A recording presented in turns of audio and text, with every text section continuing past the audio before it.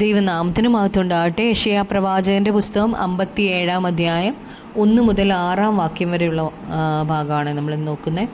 വിഗ്രഹാരാധനയെ ദൈവം വ്യഭിചാരമായിട്ടാണ് കണക്കാക്കുന്നത്. തങ്ങളുടെ ദൈവത്തെ വിട്ട് ഇസ്രായേൽ അന്യ ദൈവങ്ങളുടെ പുറകെ പോകുന്നത് ദൈവത്തിന് വെറുപ്പായിരുന്നു. 10 കൽപ്പനയിൽ മോശയ്ക്ക് ദൈവം കൊടുക്കുമ്പോൾ രണ്ടാമത്തെ കൽപ്പന ഇതേക്കുറിച്ചാണ് പറഞ്ഞിരുന്നത്. രണ്ടാമത്തെ കൽപ്പന പുറപ്പാട് പുസ്തകം 20 അധ്യായത്തിൻ്റെ 4 വാക്യത്തിൽ നമ്മൾ കാണുന്നുണ്ട്. ഒരു വിഗ്രഹം ഉണ്ടാക്കരുത്, മീതെ സ്വർഗത്തിലെങ്കിലും താഴെ ഭൂമിയിലെങ്കിലും ഭൂമിക്ക് കീഴെ വെള്ളത്തിലെങ്കിലുമുള്ള യാതൊന്നിൻ്റെയും പ്രതിമയും അരുത്. അവയെ നമസ്കരിക്കുകയോ സേവിക്കുകയോ ചെയ്യരുത്. നിന്റെ ദൈവമായ യഹോവയായി ഞാൻ തീക്ഷ്ണതയുള്ള ദൈവമാകുന്നു. അപ്പം ദൈവം ഏറ്റവും വെറുക്കുന്ന ഒരു കാര്യമാണ് വിഗ്രഹാരാധന. ഇസ്രായേലിൻ്റെ ദൈവം അവർക്ക് ചിട്ടകൾ, അവരുടെ ചട്ടങ്ങളും പ്രമാണങ്ങളും ഒക്കെ കൊടുത്തിട്ടുണ്ട്. എന്നാൽ വിഗ്രഹാരാധന നമ്മുടെ ജഡത്തിൻ്റെ ആഗ്രഹത്തെ അനുസരിച്ച് പ്രവർത്തിക്കുന്നതാണ്. അവനവൻ ഇഷ്ടമുള്ളതുപോലെ ദൈവത്തെ ഉണ്ടാക്കുകയും സേവിക്കുകയും ചെയ്യുകയാണ്. ഉള്ളവർക്കുള്ള ന്യായവിധി വരും എന്ന് ദൈവം പ്രവാചകന്മാരിലൂടെ അറിയിച്ചിട്ടുണ്ട് ബൈബിളിൽ പല ഇടങ്ങളിലും. ഈ അധ്യായത്തിൽ 1-2 വാക്യങ്ങൾ നമ്മൾ വായിക്കുമ്പോൾ, നീതിമാൻ നശിക്കുന്നു, ആരും അത് ഗണ്യമാക്കുന്നില്ല. ഭക്തന്മാരും കഴിഞ്ഞു പോകുന്നു, നീതിമാൻ അനർത്ഥത്തിന് മുമ്പ് കഴിഞ്ഞു പോകുന്നു എന്ന് ആരും ഗ്രഹിക്കുന്നില്ല. അവൻ സമാധാനത്തിലേക്ക് പ്രവേശിക്കുന്നു. നേരായി നടക്കുന്നവരൊക്കെയും താന്താൻ്റെ കിടക്കയിൽ വിശ്രാമം പ്രാപിക്കുന്നു. ഇസ്രായേലിൻ്റെ പരാജയത്തെക്കുറിച്ചാണ് ഇവിടെ പറയുന്നത്. ഈ ജനം അകൃത്യത്തിലാണ് ജീവിക്കുന്നത്. പാപം നിറഞ്ഞ ലോകത്തിൽ നീതിമാനായ ഒരു വ്യക്തിയുടെ മരണം ആരും ശ്രദ്ധിക്കത്തേയില്ല. ഭക്തന്മാർ കഴിഞ്ഞു പോകുന്നു എന്നത് വളരെ ഭാരമേറിയ ഒരു സംഭവമാണ്. ദൈവിക ന്യായവിധിയുടെ സൂചനയാണിത്. എന്നാൽ അവർ ഈ പാപം നിറഞ്ഞ ലോകത്തിൽ നിന്ന് സ്വസ്ഥതയിലേക്കാണ് ഈ നീതിമാന്മാർ പ്രവേശിക്കുന്നത്. അവർക്കുള്ള പ്രതിഫലം സ്വർഗത്തിലാണുള്ളത്. ലോകം അവർക്ക് യോഗ്യമല്ല. ദൈവിക ന്യായവിധിയുടെ സൂചനയാണ് ഭക്തന്മാർ കഴിഞ്ഞു പോകുന്നു എന്ന് ഇവിടെ പറഞ്ഞിരിക്കുന്നത്.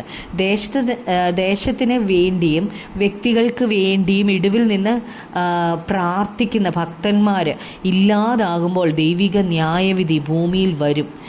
സദൃശ്യവാക്യങ്ങൾ 11:10 പറയുന്നുണ്ട്, നീതിമാൻ ശുഭമായിരിക്കുമ്പോൾ പട്ടണം സന്തോഷിക്കുന്നു എന്ന്. അപ്പോൾ നീതിമാന്മാർ ആരോഗ്യത്തോടെ സുഖമായിരിക്കുന്നു എങ്കിൽ ആ പട്ടണത്തിന് ഭയപ്പെടേണ്ട കാര്യമില്ല. നീതിമാന്മാർ വിശ്രാമം പ്രാപിക്കുകയാണ്. നീതിമാന് മരണം എന്നത് ഒരു വിശ്രമമാണ്. ദാനിയേൽ 12:13 നമ്മൾ കാണുന്നുണ്ട്, നീയോ അവസാനം വരുവോളം പോയിക്കൊള്ളുക, നീ വിശ്രമിച്ച് കാലാവസാനത്തിങ്കൽ നിന്റെ ഓഹരി ലഭിപ്പാൻ എഴുന്നേറ്റ് വരും എന്ന്. വിശ്രമമാണ് അവർക്ക് മരണം എന്ന് പറയുന്നത്. 3-4 വാക്യങ്ങൾ വായിക്കുമ്പം, ക്ഷുദ്രക്കാർത്തികളുടെ മക്കളെ, വ്യഭിചാരിയുടെയും വേശ്യയുടെയും സന്തതിയെ ഇങ്ങോട്ട് അടുത്തു വരുവിൻ. നിങ്ങൾ ആരെയാകുന്നു കളിയാക്കുന്നത്? ആരുടെ നേരെയാകുന്നു നിങ്ങൾ വായ് പിളർന്ന് നാക്കു നീട്ടുന്നത്? നിങ്ങൾ അതിക്രമക്കാരും വ്യാജ സന്തതിയും അല്ലയോ? അപ്പോൾ ഇസ്രായേൽ ജനത്തെയാണ് ദൈവം ഇവിടെ വിളിക്കുന്നത്, ക്ഷുദ്രക്കാരത്തിയുടെ മക്കളെ, വ്യഭിചാരിയുടെയും വേശ്യയുടെയും സന്തതിയെ എന്ന് വിളിക്കുന്നത്. ജാതികളുടെ പ്രവർത്തികളായ ക്ഷുദ്രമാണ് ഇവർ ചെയ്യുന്നത്. അവരുടെ മക്കളും മാതാപിതാക്കളുടെ പ്രവർത്തികൾ തന്നെ കണ്ട് പഠിക്കുക.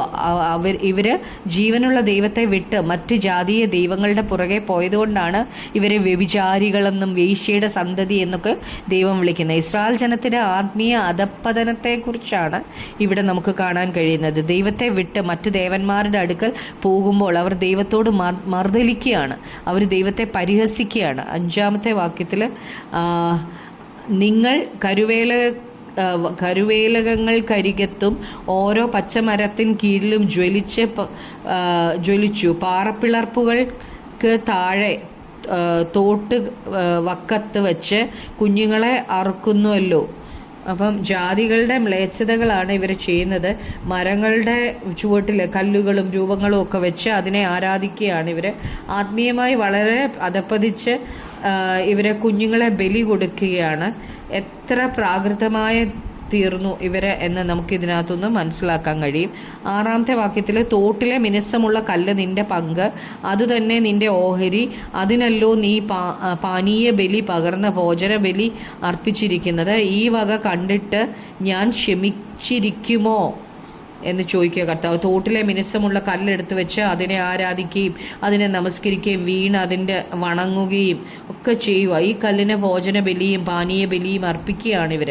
അവരുടെ പാപങ്ങൾ കണ്ടിട്ട് ദൈവം ക്ഷമിക്കുമെന്ന് ചിന്തിക്കുകയാണ് അവർ. എന്നാൽ ദൈവം അവരോട് ഇവയെല്ലാം കണക്ക് ചോദിക്കാൻ പോവുകയാണ്.